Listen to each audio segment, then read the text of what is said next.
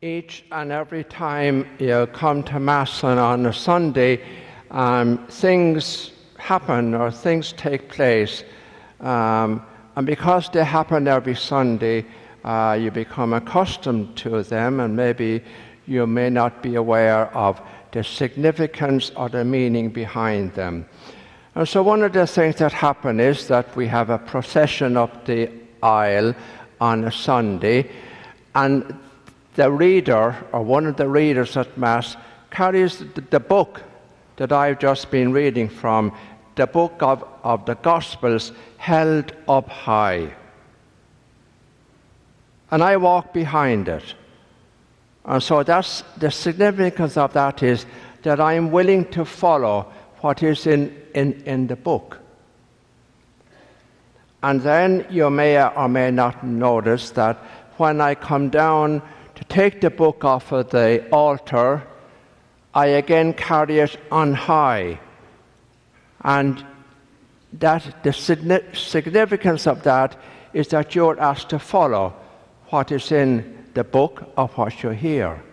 And before I take the book off of the altar, I bow down and I say a little prayer. And part of that prayer is that God will give me the strength and the courage to preach what is in the book, to preach the truth. And today, in this country, many of my confreres and many of the priests that I talk to are afraid to get up and preach what is in the book, or to preach what needs to be said on a Sunday, because of fear that some people will walk out of the church. Because today we live in a country where it almost has become normal. Deceit, dishonesty, lack of truth, corruption, and only what is good for me is approved or considered.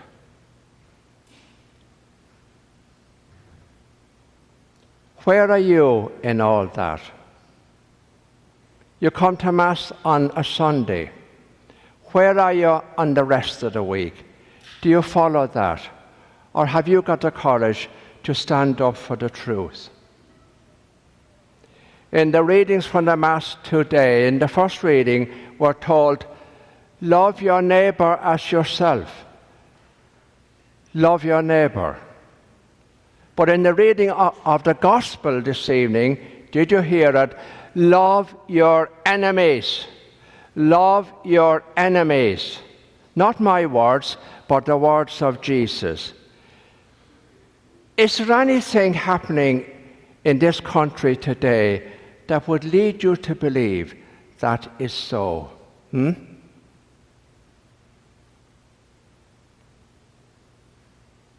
I don't think so. When people are being castigated, being denigrated, people of color are looked down on, we build walls. How can we be followers of the gospel and what Jesus said? Where are you in regard to all that? It's a serious question. It's a question we all have to answer. Am I truly following Jesus, what I hear read in the gospel on a Sunday, or am I just like everybody else out there? I'm into power and money and maybe injustice and corruption, and I go along with whatever is said or done, and I don't do anything about it, or I don't say anything about it.